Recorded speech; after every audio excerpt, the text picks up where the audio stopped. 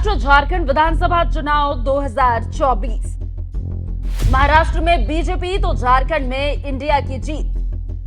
मतगणना के दिन दिल्ली पहुंची वसुंधरा राजे। दिल्ली पहुंचकर वसुंधरा राजे ने दे दी धमकी।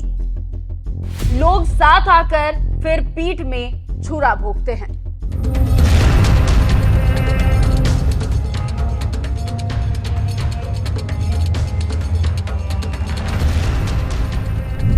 नमस्कार, न्यूज एक्सप्रेस देख रहे हैं आप। आपके साथ मैं हूं खुशबू राय। महाराष्ट्र और झारखंड में 23 तारीख को रिजल्ट आ चुका है। एक जगह एनडीए तो दूसरी जगह इंडिया की जीत हुई है। तो उधर मोदी की कट्टर दुश्मन वसुंधरा राजे महाराणा प्रताप की जयंती पर ऐसा उन्होंने बयान दिया कि राजनीतिक पंडितों के कान खड़े हो गए और लोग चर्चा करने पर मजबूर हो गए। जी हाँ, बीजेपी उपाध्यक्ष और झालार पाटन से बीजेपी विधायक वसुंधरा राजे ने राणा प्रताप की जयंती के बहाने अपने विरोधियों पर ट्विटर पर शेर के जरिए हमला किया और ताबड़तोड़ ट्वीट कर बड़ा संदेश दिया है।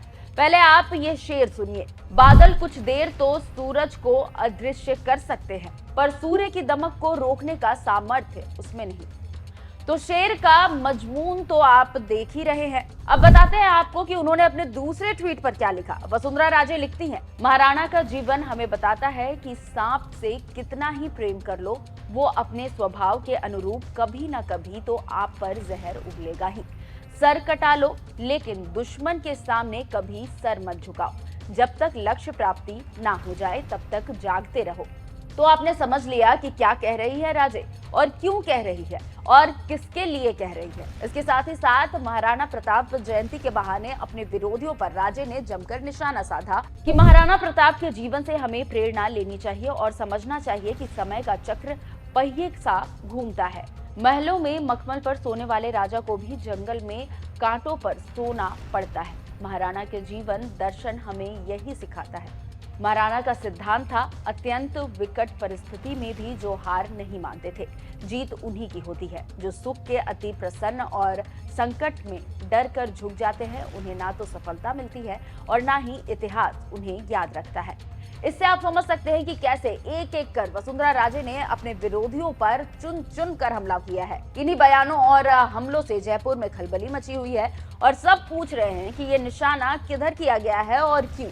राजनीतिक विश्लेषकों की माने तो वसुंधरा राजे आजकल काफी आक्रामक हो चुकी है और बार बार अपने भाषणों में केंद्र की मोदी सरकार और राज्य की बीजेपी सरकार के अपने जूनियरों पर हमला कर रही है। आपने देखा होगा कि उपचुनाव में राजे ने वही ट्रिक अपनाया जो लोकसभा चुनाव में उन्होंने अपनाया था, लेकिन बीजेपी को आखिरकार जीत मिली।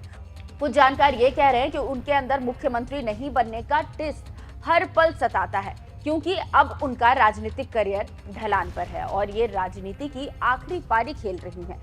ऐसे में अब आर या पार के मूड में वो हैं और इसी कारण जब भी मौका मिलता है तो सीधे तौर पर मोदी शाह पर अपनी भड़ास निकाल देती हैं और अपने मन को शांत कर लेती है।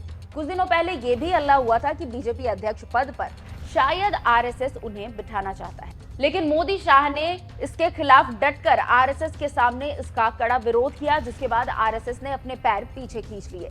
ऐसे में अब राजे खुले तौर से इशारों ही इशारों में केंद्र पर हमला कर रही है। देखना होगा कि आगे उनकी किस्मत का फैसला क्या होता है और कैसे उनका राजनीतिक ढलान खत्म होता है। लेकिन अभी भी बागी तेवर महारानी के जारी है और हमले से बीजेपी को असहज वो कर रही है।